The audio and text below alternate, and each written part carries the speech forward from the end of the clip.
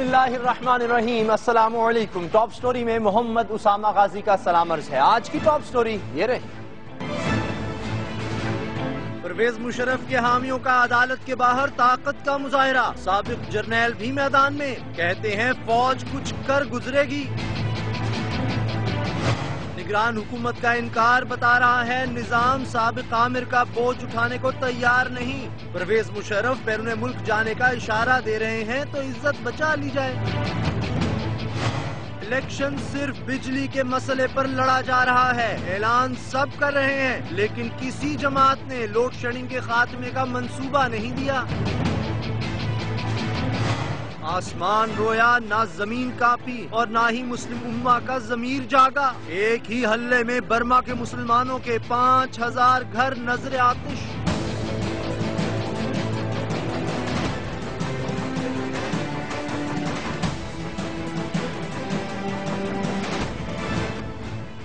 General retired Pervez Musharraf کو آج ان کے گھر، جو اب سب جیل ہے، سے انسداد دہشت گردی کی عدالت میں پیش کیا گیا۔ ان کی پیشی کے موقع پر اس بار عدالت کے باہر کا منظر بھی خوب تھا۔ اس بار ان کے حامی ڈنڈوں سوٹوں کے ساتھ موجود تھے۔ پرویز مشرف صاحب کے حامیوں اور مخالفوں کے درمیان گھمسان کا رن پڑا۔ کون جیتا نہیں معلوم۔ سادہ عام کپڑوں والے پرویز مشرف کے حامی کہاں سے آئے تھے یہ بھی نہیں معلوم۔ اگر معلوم ہے تو صرف اتنا کہ پرویز مشرف کے ساتھ روا سلوک یہ بتا رہا ہے کہ پاکستان کا دستور ایک بار پھر شکست کھانے جا رہا ہے، کیونکہ جو جنگ دستور کے نام پر لڑی جا رہی ہے، دراصل دستور اس جنگ میں کہیں گم ہو کے رہ گیا ہے۔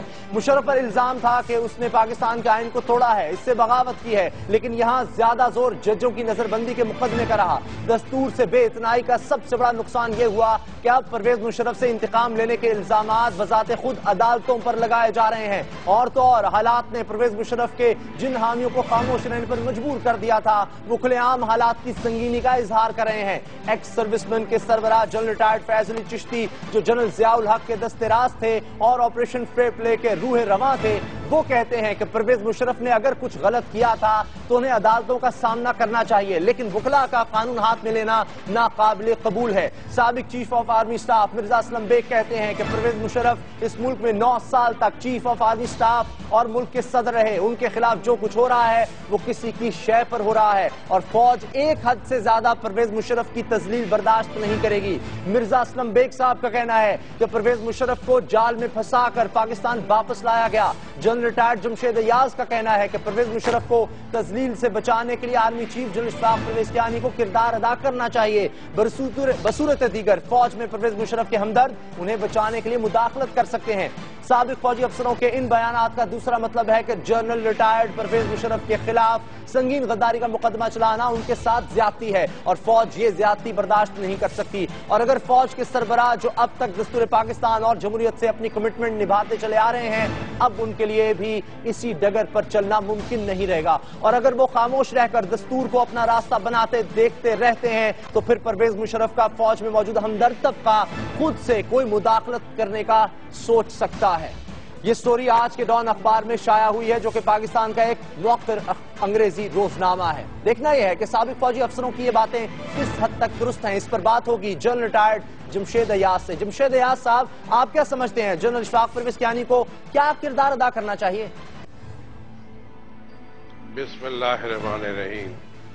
دیکھیے، پہلے اس سے بات کرنے سے پہلے تو میں کچھ اور بات کروں گا جو زیادہ ضروری ہے۔ وہ یہ بات ہے کہ قائد اعظم محمد علی جناح، جو ہمارے فادر آف دا نیشن ہیں، جی، انہوں نے پاکستان بنایا۔ وہ جورسٹ تھے، ایک بڑے مشہور وکیل تھے۔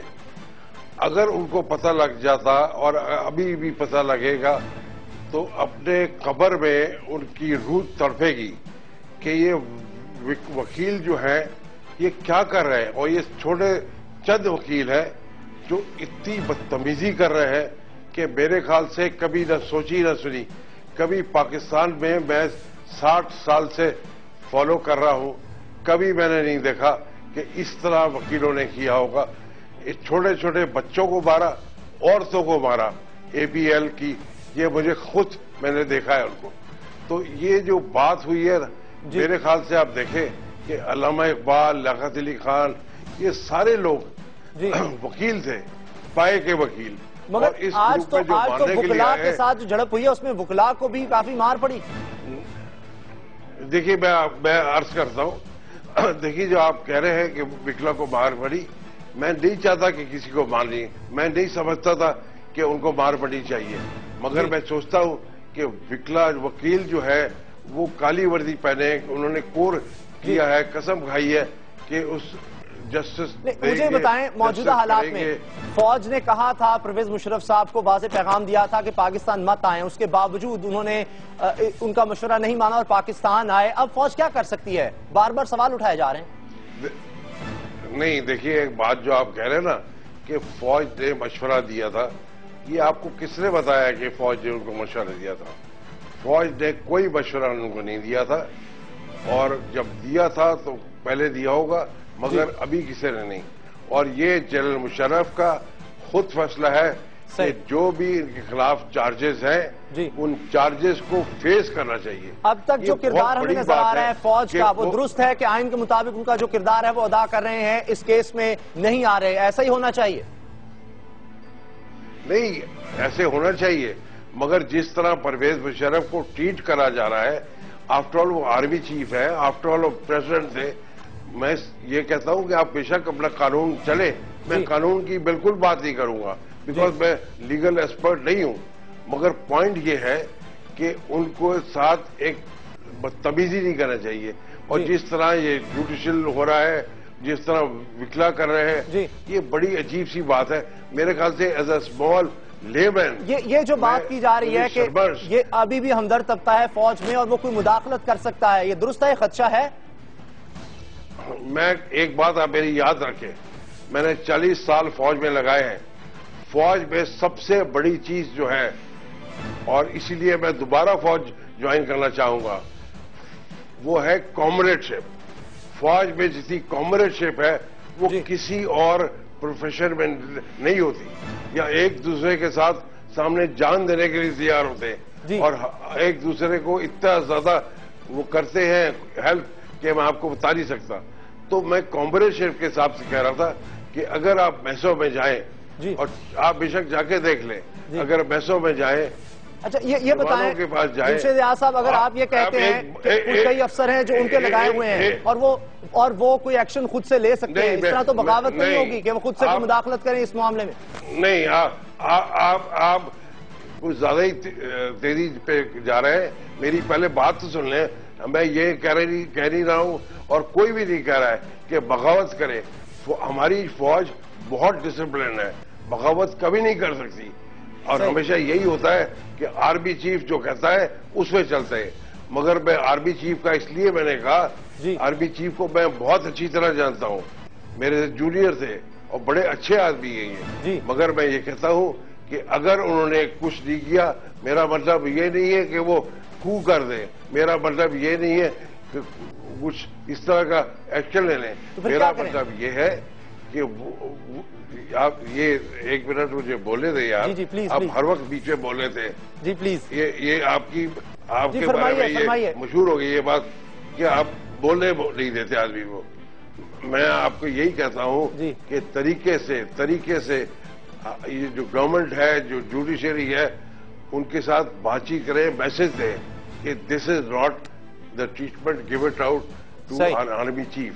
اینڈ ہماری پوری فوج اگر تتر بتر ہو گئی تو پھر میرے لیے کنٹرول کرنا مشکل ہے، جو ابھی تک وہ 6 سال سے کنٹرول کرتے آئے ہیں. تو اس لیے ضروری ہے کہ وہ اس طرح کا بہیو نہ کریں. اور آپ جو بات کر رہے ہیں، میں آپ کو صحیح بتا رہا ہوں کہ اتنی ایک خاتون ہے APML، ان کو اتنی مار پیٹی ہے کہ آپ کبھی سوچ ہی سکتے. ایز اے جینٹلمین آپ کہیں گے کہ یار یہ چیز کبھی نہیں ہونا چاہیے.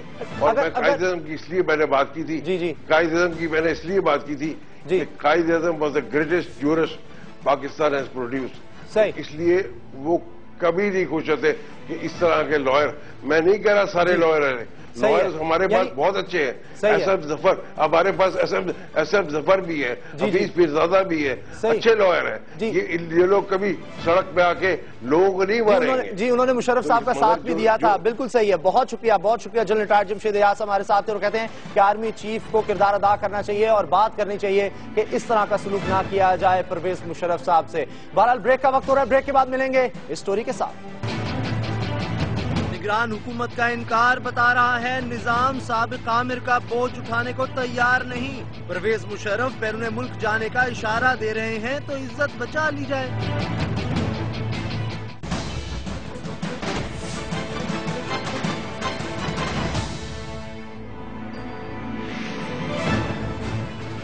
जनरल रिटायर्ड परवेज मुशर्रफ के वकील जनाब अहमद रजा कसूरी आज सुप्रीम कोर्ट के बाहर मीडिया से बात करते हुए आपदीदा हो गए। ये जज्बाती लम्हात उन पर उस वक्त आए जब वो जनरल रिटायर्ड परवेज मुशर्रफ की ज़ईफ वालदा की खराब सेहत का जिक्र कर रहे थे। ये जज्बाती लम्हात एक बार मुलाहिजा कीजिए। कल तक जो सिपा सलार था इस मुल्क का, कल तक जो इस मुल्क का सदर था, जिसने इस मुल्क को इज्जत दी, जिसने इस मुल्क को आबरू दी, जिसने इस मुल्क का में एक खुशहाली दी। मुल्क की नैया डूब रही थी 99 में, और 99 में जब उस डूबती हुई नैया को उसने पार लगाया, साहिल मुराद पर लेके आया और मुल्क में एक खुशहाली दी। आज वो शख्स अपनी मां को नहीं मिल सकता और बगैर प्रोसीडिंग किए हुए उसको ईसीएल पर डाल दिया है। क्या वो कोई काला बदमाश है कि जो आपसे भाग जाएगा? किसी के गम पर मुसरत का इजहार इंसानियत की तजलील है। जनरल रिटायर्ड परवेज मुशर्रफ की वालदा अलील हैं और रियासत पाकिस्तान का एक सतून परवेज मुशर्रफ और उनकी वालदा के दरमियान हायल है और तासुर ये देने की कोशिश की जा रही है जैसे एक अजीम जुल्म बर्पा किया जा रहा हो। लेकिन क्या किया जाए, यही तो कुदरत का निजाम है जिसको मुकाफाते अमल कहते हैं। आज परवेज मुशर्रफ के घर के बाहर से बारूद से भरी गाड़ी भी पकड़ी गई। उनकी जान को खतरा तो है, ये किसकी कारस्तानी है अभी कुछ मालूम नहीं। और ये सिर्फ परवेज मुशर्रफ के साथ नहीं हो रहा, तारीख का सबक एक बार फिर पढ़ लें, हर किसी के साथ यही हुआ। तफसील में जाना अबस है सो छोड़िए। आज परवेज मुशर्रफ के वकील आपदीदा हों या फिर अपनी वालदा को याद करके खुद परवेज मुशर्रफ साहब की आंखें नम हों, लेकिन क्या ये भुला दिया जाए कि लाल मस्जिद वालों की माएं किस तरह तड़प तड़प कर रोई थी। वो लोग जो लापता कर दिए गए उनकी माएं जिंदा दरगोर हैं, उनके रोने की हसरतें बाकी हैं मगर आंसू नहीं रहे। ये खुद कुछ धमाकों में चीथड़ों की सूरत उड़ जाने वालों की तो लाशें नहीं बचती जिनसे लिपट कर उनकी माएं रो लें। वो कितनी आए हैं, ना जाने कितनी बद्दुआएं हैं जो परवेज मुशर्रफ का नामा अमाल भारी कर रही हैं। ना जाने वो कितनी सदाएं हैं, चीखें हैं, पुकारे हैं जो परवेज मुशर्रफ का पीछा कर रही हैं। परवेज मुशर्रफ को हिसाब तो देना होगा, लेकिन हमारा निजाम उन चीखों, सदाओं, फरियादों, बद्दुआओं की परवाह करने को तैयार नहीं। परवेज मुशर्रफ एक जबरदस्त कुव्वत के मालिक रहे हैं। वो जबरदस्त कुव्वत आज भी उनके वजूद में कहीं ना कहीं बाकी है। उस जबरदस्त कुव्वत ने पूरे निजाम को यूं मफलूज करके रख दिया है कि रियासत पाकिस्तान के निजाम ने परवेज मुशर्रफ का बोझ उठाने से इनकार कर दिया है। वाकिफान हाल कहते हैं कि साहिबान तदबीर अव्वल तो उनके पाकिस्तान आने ही के खिलाफ थे और अब जो आके इज्जत सादात के लिए भी खतरा बन गए हैं तो साहिबान तदबीर उनको यहां से ले उड़ने की तदबीर कर रहे हैं। कबीला हर्ब और ज़र्ब की दस्तार इसी में सलामत है कि परवेज मुशर्रफ वापस चले जाएं। सो आज इंदिया दे दिया गया है कि वो अपनी वालदा की आयादत के लिए बाहर जा सकते हैं। अदालत को चाहिए कि इंसानी हमदर्दी को मलहूज रखे। वो चले गए तो फतह कुबरा ना सही, फतह सुगरा ही सही। उनके यूं रुस्वा होके चले जाने से इबरत का सामान तो बाकी ही रहेगा। उनके बाद दस्तूर पर शबखून मारने से पहले 100 नहीं 1000 बार सोचा जाएगा क्या यह घाटे का सौदा है।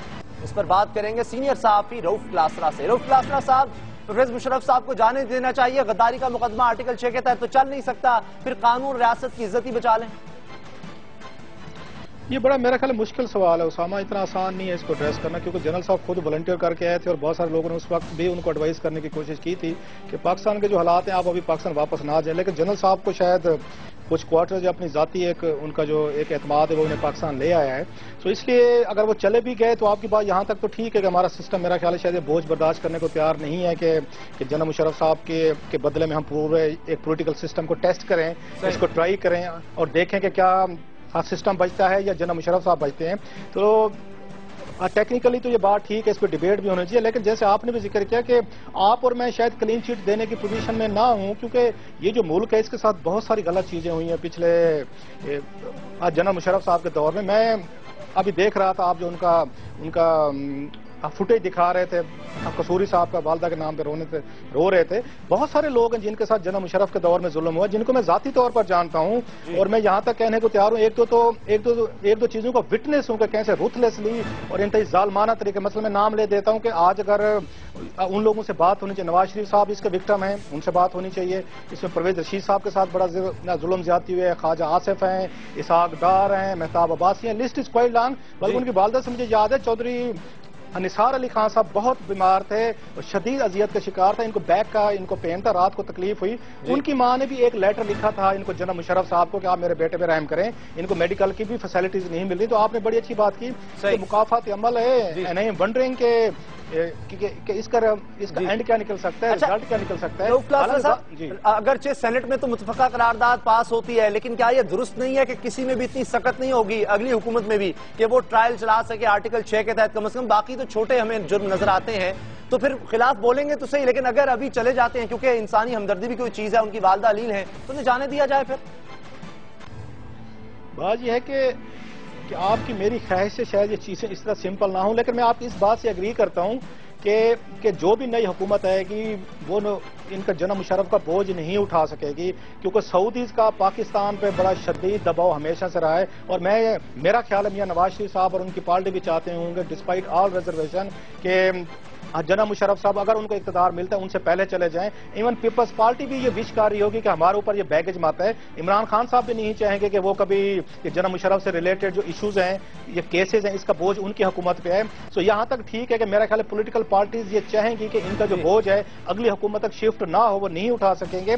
लेकिन सवाल सबसे बड़ा ये है कि क्या पाकिस्तान के सुप्रीम कोर्ट जो है वो इस बोझ को उठाने को तैयार है, वो जनाब मुशर्रफ को सेफ एग्जिट देने को तैयार है? अब ये मसला उसामा जहन में रखें, ये किसी पॉलिटिकल या इलीट का मसला नहीं है, पॉलिटिकल हुकूमत का प्रॉब्लम नहीं है। ये केस जो चल रहा है ये जजेस को डिटेन करने का केस चल रहा है। ये फैसला, ये बोझ अच्छा है बुरा है, ये सुप्रीम कोर्ट को ही उठाना पड़ेगा। अगर रऊफ लासरा साहब ये बातें भी हो रही है कि जैसे इंतकाम लिया जा रहा है, जुडिशरी पर इल्जामात आ रहे हैं इस सारे केस की वजह से कि गद्दारी का मुकदमा चल नहीं सकता, और जो जजेस को बंद रखा उस पर सारी कार्रवाई हो रही है।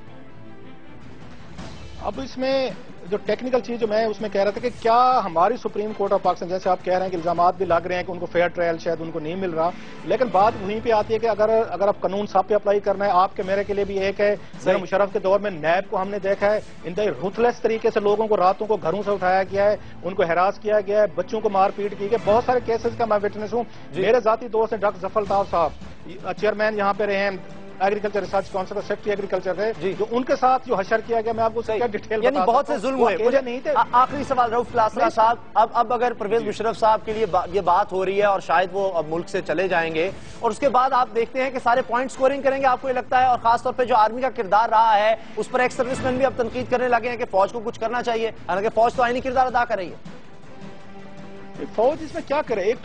एक तो बोझ है जो फौज जनरल कियानी साहब पे बाज़ मुझे एक तरह का कह सकते हैं, मुझे पिटी भी फील होती है कि वो क्या करें। उनसे पहले जो आर्मी चीफ रहे हैं, जो उनका बैगेज है वो इनको उठाना पड़ा है। मसलन जनरल असलम बेग साहब आर्मी के चीफ थे, ISC असगर खान केस का फैसला उनके सामने पड़ा है कि आप इनका मिलिट्री ट्रायल करें, वो उनको बचाएं। ऊपर से जनरल मुशर्रफ साहब पाकिस्तान आ जाते हैं जी, अब इसका बैगेज भी उन पर पड़ने वाला है। सो मैं समझता हूँ GHQ के लिए भी इतनी आसान नहीं है चीजें आना। पाकिस्तान का मीडिया यानी परवेज मुशर्रफ के जो केसेस आजाद हो चुकी है, सबके लिए मुश्किल बने हुए हैं, और लगता है कोई ना कोई रास्ता निकालना पड़ेगा, और शायद परवेज मुशर्रफ साहब जो हैं वो मुल्क से बाहर चले ही जाएं, और ऐसा इंदिया भी नजर आ रहा है। देखते हैं क्या होता है। बहुत शुक्रिया हम अदा करते हैं रऊफ लासरा साहब का, सीनियर साहब हैं, तज्जियाकार हमारे साथ थे। ब्रेक का वक्त हो रहा है, ब्रेक के बाद मिलेंगे इस स्टोरी के साथ। इलेक्शन सिर्फ बिजली के मसले पर लड़ा जा रहा है, ऐलान सब कर रहे हैं, लेकिन किसी जमात ने लोड शेडिंग के खात्मे का मंसूबा नहीं दिया।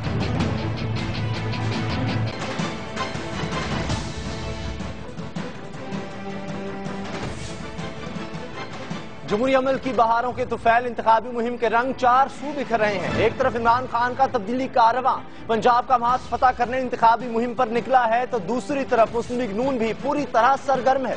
नवाज शरीफ और शहबाज शरीफ जलसों पर जलसे कर रहे हैं, लेकिन एक बात तय है कि 11 मई का इलेक्शन बिजली के नारे पर लड़ा जा रहा है, और इसे वही जीतेगा जो अवाम को यकीन दिलाने में कामयाब रहा कि वही लोड शेडिंग से उनकी जान छुड़ाएगा। वही लोड शेडिंग जो किसी मर्ज की तरह मुल्क को दीमक की तरह चाट रही है, जिसने 5 साल से पाकिस्तानी अवाम को एक अजियत में मुब्तला कर रखा है। लम्हा लम्हा इंतजार की अजियत, बे आरामी, बेरोजगारी की अजियत, पसीने में डूबे, गर्मी से रोते बिलखते बच्चों का दुख वही जानते हैं जो ये अजियत बर्दाश्त करते आ रहे हैं। किसे खबर कि कारोबार उजड़ने, फैक्ट्रियों पर ताले पड़ने से मजदूरों के घरों में फाके क्या क़यामत ढाते हैं। किसे परवाह कि इस लोड शेडिंग से लोगों में अदम बर्दाश्त बढ़ गई, लेकिन अवाम को भी इससे कोई गर्ज नहीं कि जमहूरी हुकूमत ने 5 साल पूरे कर लिए। उन्हें तो बस इस अजाब से जान छुड़ाने वाला मसीहा चाहिए। इंतखाबात का मौसम करीब है, सो सियासी रहनुमा किसी पार्टी का हो, अपनी तकरीरों में आवाम की इस दुखती रग को छेड़कर फायदा उठाना चाहते हैं। हर पार्टी का एक ही नारा है, इख्तिदार में आई तो तवानाई बहरान खत्म कर देगी। पीपल्स पार्टी की बात ही छोड़िए, उसके मंशूर में तो ऐसा कोई वादा ही नहीं। मुस्लिम लीग नून ने अपने मंशूर में वादा किया है, अगर इंतखाबात में कामयाबी मिली तो 3 साल में लोड शेडिंग से अवाम की जान छुड़ा देंगे। और यही वादा तहरीक इंसाफ के मंशूर में भी है। मगर ये सब कैसे मुमकिन होगा, इस बारे में दोनों का मंशूर ही खामोश है। सवाल ये भी अहम है कि लोड शेडिंग की एक वजह सर्कुलर डेट है, जो बढ़ते बढ़ते 900 अरब रुपए की हदों को छूने लगा है। ये सर्कुलर डेट कैसे काबू आएगा? और सवाल ये भी है कि क्या सियासी जमातों के लोड शेडिंग खत्म करने के दावे सिर्फ इंतखाबी वादे हैं या कोई अमली मंसूबा भी है? इस पर बात होगी। हमारे साथ हैं निगरान विफाकी वजीर पानी और बिजली मुसद्दिक मलिक। मुसद्दिक मलिक साहब, आपका पार्टी से ताल्लुक नहीं है, आज अवाम को सही सही सच सच बता दें, लोड शेडिंग कब तक रहने वाली है? जी, मेरा ख्याल है कि कम से कम ये जो इस वक्त जो हमारा अगले जो एक महीने का वक्त है, उसके अंदर तो लोड शेडिंग में थोड़ा सा रिलीफ आ सकता है, लेकिन लोड शेडिंग खत्म होने का कोई इम्कान नहीं है। और मैं इस बात से मुत्तफिक हूं कि अगर एक भरपूर अंदाज में रीस्ट्रक्चरिंग की जाए पूरे सेक्टर की, बिजली और पानी के सेक्टर की, तो तकरीबन 2.5 साल के अंदर अंदर हम काफी हद तक इस बहरान पे काबू पा सकते हैं और छुटकारा हासिल कर सकते हैं काफी हद तक इस लोड शेडिंग के अजाब से। मुकम्मल खत्म नहीं हो सकती, ये भी कहा जाता है कि 2019 तक लोड शेडिंग रहेगी। ये जो 3 साल के नारे लगाए जा रहे हैं दुरुस्त नहीं है, आप क्या इस बारे में कहेंगे? मेरा तो ज़ाती ख्याल ये है कि इस वक्त जितनी भी चीज़ें मेरे सामने आई हैं, उनसे मुझे बज़ाहिर ऐसा लगता है कि 2 से 3 साल के अंदर इस बहरान पे काबू पाया जा सकता है और काफी हद तक काबू पाया जा सकता है। क्या करना होगा 3 साल के अंदर, क्या स्टेप्स लेने होंगे कि लोड शेडिंग जो है खत्म हो सकती है इस मुल्क से? देखिए, सबसे पहले तो एक बड़ी हमें वाज़ेह तब्दीली अपनी सोच में और अपने इकोनॉमिक मॉडल में लानी पड़ेगी। यानी कोई भी दुनिया का ऐसा कारोबार नहीं है हुकूमत समेत जहां पे कोई चीज़ आप 14 से 15 रुपए की बनाएं और उसको 12 रुपए की बेचने की कोशिश करें। और 12 रुपए भी हम बज़ाहिर कहते हैं, हकीकत ये है कि हमें नेपरा कहता है कि आप 9 रुपए की बेचें, लेकिन जैसे मैंने पहले भी कई प्रोग्राम्स में कहा है, 80% हमारे जो घरेलू सार्फिन हैं वो 2 रुपए और 4 रुपए दे रहे हैं इस बिजली की कीमत के। इसी तरह हमारे कुछ कमर्शियल ऐसे हैं क्लाइंट्स जो 6 रुपए दे रहे हैं। जब आप 14 रुपए की बिजली बनाएं और 6 रुपए की भेजें कमर्शियल एंटरप्राइजेस को और 2 और 4 रुपए की भेजें घरेलू, यानी हमें बिजली की कीमत तो बढ़ानी आपका दिवालिया सही महंगी करनी होगी। जी, बिजली की कीमत बढ़ाने एक के अलावा कोई चारा नहीं है।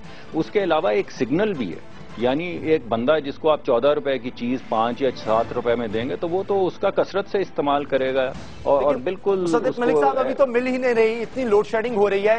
लाहौर हाई कोर्ट कहता है कि 8 घंटे से ज्यादा लोड शेडिंग नहीं होनी चाहिए। ऐसा कर सकते हैं आप निगरान दौर में?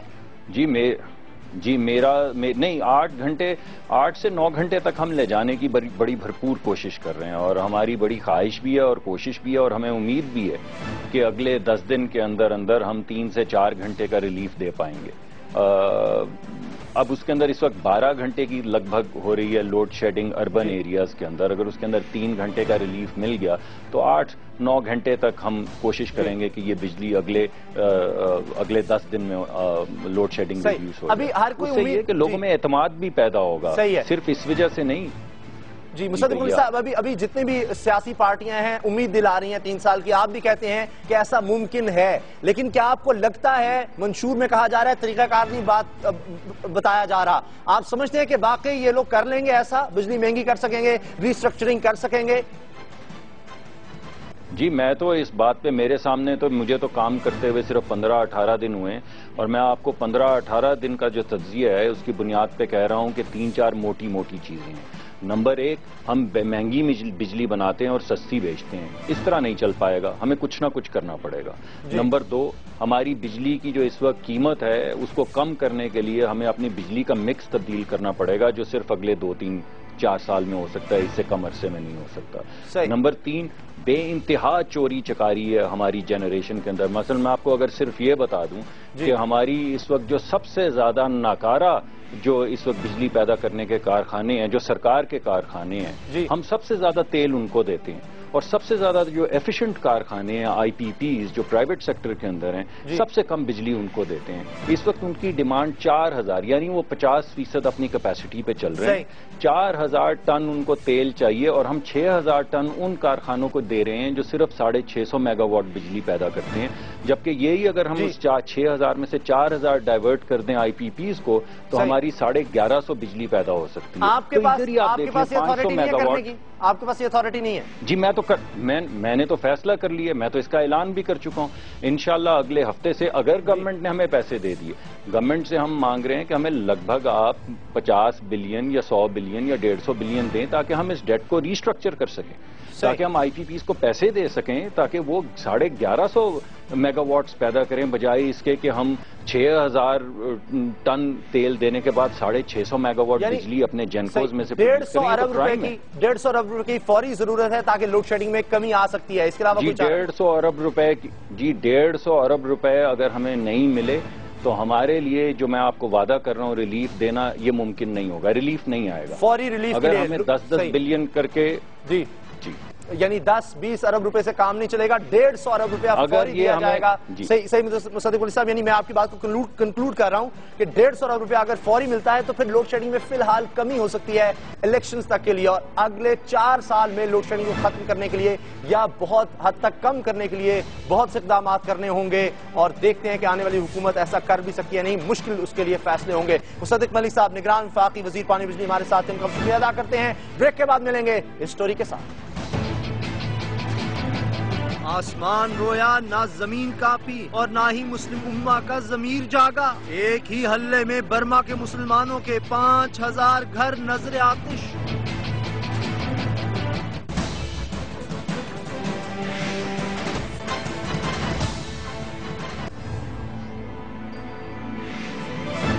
برما کے مسلمانوں کا دکھ قیامت کا ہے، ان پر جو ستم ٹوٹ رہے ہیں ان کے بیان کے لیے لفظ نہیں ملتے۔ برما میں مسلمان عورتوں کی عزتیں پامال کی جا رہی ہیں، نومولود معصوم کم سن بچوں کے ٹکڑے ٹکڑے کیے جا رہے ہیں، مردوں کو گھیر کر بے دردی سے مارا جا رہا ہے۔ قصور ان کا صرف اتنا ہے کہ یہ سب محمد عربی صلی اللہ علیہ وآلہ وسلم کے نام لیوا ہیں۔ اس ستم پر بالا ستم یہ کہ قتل و غارت، لوٹ مار اور مسلمانوں کی یہ نسل کشی برما کی سیکیورٹی فورسز کی مدد سے کی جا رہی ہے۔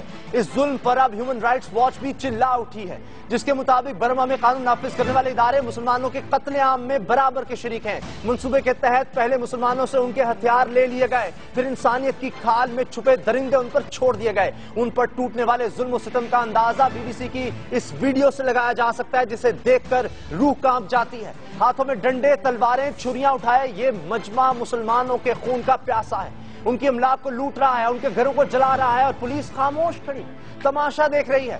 بدھ بخشو بھی اس کام میں پیش ہیں۔ یہ منظر کتنا خوفناک، مکروہ اور روح فرسا ہے۔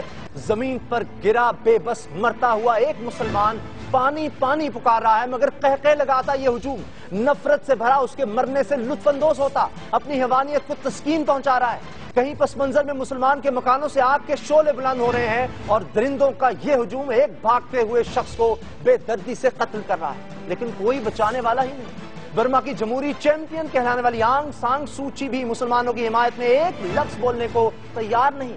انہیں چھوڑیں، وہ تو غیر مسلم ہے۔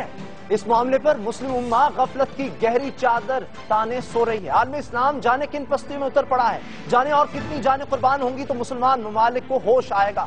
وہ بے بس جنہیں پاسپورٹ کا حق حاصل نہ شناختی کارڈ کا، انہیں کس جرم کی سزا دی جا رہی ہے؟ اس پر بات ہوگی۔ ہمارے ساتھ اسٹوڈیو میں ہیں عبدالغفار عزیز صاحب، رہنما جماعت اسلامی ہیں، اور ٹیلی فون لائن پر ہمارے ساتھ ہیں ایس ایم ظفر صاحب، اور ان کا بچپن برما میں گزرا ہے، اس لیے ان سے بھی بات کرتے ہیں۔ ایس ایم ظفر صاحب، اس ظلم کی وجہ ہے کیا؟ وجہ ایسے معلوم ہوتی ہے کہ یہ جو ہمارے مسلمان وہاں پہ گئے ہوئے تھے اور جو وہاں پہ عرصے دراز سے آباد ہے، وہ کہیں زیادہ محنتی ہے وہ کہیں زیادہ ان کی آمدن آسانی سے وہ پیدا کر لیتے ہیں، اچھی ملازمتوں میں ہیں. تو یہ صورتحال اس کی نشاندہی کرتا ہے کہ لوگوں کو یہ خیال پیدا ہو رہا ہے کہ یہ باہر سے آئے ہوئے ہماری ملازمتوں پر اور ہماری آمدن پہ کس طریقے سے تصرف کر رہے ہیں، اور ان کو نکالنے کے لیے ایک جینوسائیڈ کا عمل شروع کیا گیا ہے، جس میں آپ نے چونکہ سوال پوچھا کیوں ایسا ہو رہا ہے، جی یہ بھی دکھائی دے رہا ہے کہ حکومت شامل ہو چکی ہے، اور حکومت اگر شامل ہو تو پھر لا اینڈ آرڈر مینٹین کرنا بڑا مشکل ہوتا ہے، اور اس کے برعکس جو رائٹرز ہوتے ہیں جو بلوا کرتے ہیں ان کو آسانیاں میسر آ جاتی ہیں. اب حل کیا ہے ہمارے پاس؟ کیا کیا جانا چاہیے اس مسئلے کے حل کے لیے؟ اسے ہم کیسے روکیں؟ جی کیا کر سکتے ہیں؟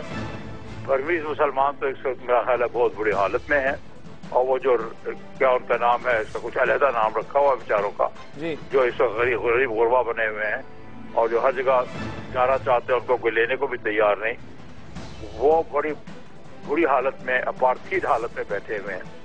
علاج اس کے تو دو ہی ہیں، ایک تو یہ کہ United nation security council interfere ٹھیک ہے، یعنی OIC کو، اقوام متحدہ کو ایکٹیو ہونا ہوگا، اور ہماری دفتر خارجہ کو بھی کچھ کرنا چاہیے. بہت شکریہ آپ کا احسن مظفر صاحب. عبدالغفار صاحب، یہ سوال میں آپ کے سامنے رکھنا چاہتا ہوں، ہماری دفتر خارجہ، پاکستان، OIC کچھ کرتے کیوں نہیں؟ ابھی تک سو رہے ہیں، اور کتنے مسلمان شہید ہوں؟ یہ جو قیامت ہے یہ گزشتہ 2 صدیوں سے جاری ہے، خاص طور پہ 1938 کے بعد سے تو وہاں مسلسل مسلمانوں کا قتل عام ہو رہا ہے.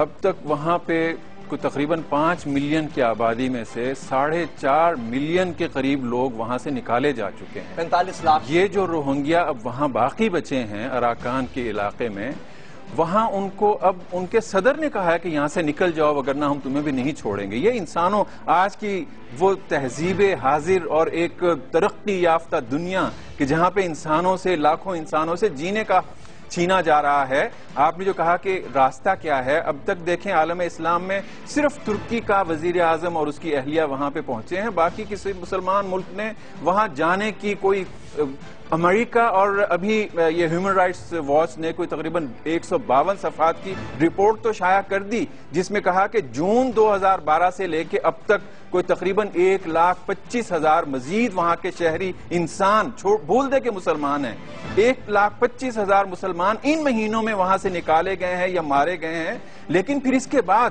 ہیومن رائٹس واچ بھی اور امریکہ سمیت تمام اس پہ خاموش ہیں. آپ نے کہا کہ امریکہ بھی بیانات دے رہا ہے، لیکن آپ اس کے ڈبل سٹینڈرڈز یہ دیکھیں، ایک طرف وہ بیان دیتا ہے، دوسری طرف اس نے وہ جو ایک عرصہ دراز سے میانمار کے ساتھ اس کے اپنے تنازعات تھے ان کے حل کرنے کے لیے ڈائلاگ شروع کر دیے، وگرنہ ہم تمہارے خلاف یہ ہیومن رائٹس کا ایشو اٹھائیں گے، وگرنہ ہمارے ساتھ یہ مسائل حل کرو. اب یہاں پہ دیکھیں ایک راستہ خشکی کا صرف بنگلہ دیش کے ساتھ ملتا تھا. اب ہم کس کا رونا روئیں؟ بنگلہ دیش کا صرف اتنا اس سے طلب کیا جا رہا تھا کہ روہنگیا مسلمانوں تک جانے کا راستہ دے دے، جو ابھی تک زخمی ہیں، جان بچائی جا سکتی ہے، بھوکے ہیں. بنگلہ دیش کی فوجیں اب وہاں پہ راستہ روکے کھڑی ہیں. یہ ہم اپنے مسلمان بھائیوں کے ساتھ یہ سلوک کر رہے ہیں. اسامہ صاحب، میں ذاتی طور پہ بہت ساری ایسی عالمی NGOs کو جانتا ہوں جن کے پاس فنڈز ہیں، لوگ ہیں، جانا چاہتے ہیں، ڈھاکہ تک پہنچے ہیں. ہم بھی آدمی طاقت ہیں. 5,000 گھر جلا دیے جاتے ہیں، 1,25,000 سے زیادہ لوگوں کو نکال دیا جاتا ہے، 45 لاکھ لوگ مشکل میں ہیں، سینکڑوں جانیں جا چکی ہیں، مسجدیں جلائی جا چکی ہیں. اس کے بعد ہم بھی خیر، ہم تو سب سے پہلے پاکستان کی اسی پالیسی پہ چل رہا ہے نا، زرداری بھی جو پیچھے پرویز مشرف نے شروع کی تھی، آئندہ انتخاب میں بھی آپ دیکھیں کسی نے یہ نہیں کہا. لیکن ہماری NGO سیاسی جماعتیں فوراً آفس پر دباؤ تو ڈال سکتی ہیں. ہم تو یہ ایشو اٹھا رہے ہیں، بار بار اس پر بات کر رہے ہیں. آپ نے اس پہ بات کیا، لیکن آج آپ اپنے ٹی وی چینلز میں دیکھیں کتنے ایسے ہیں کہ جہاں پہ کل جو 70 مسلمان وہاں پہ قتل کیے، انسان قتل کیے گئے ہیں، ان پہ کسی نے بات کی ہے. اگر وہاں پہ صدر پاکستان نے ایک بیان ابھی جاری کیا ہے، لیکن اس بیان کے بعد کیا؟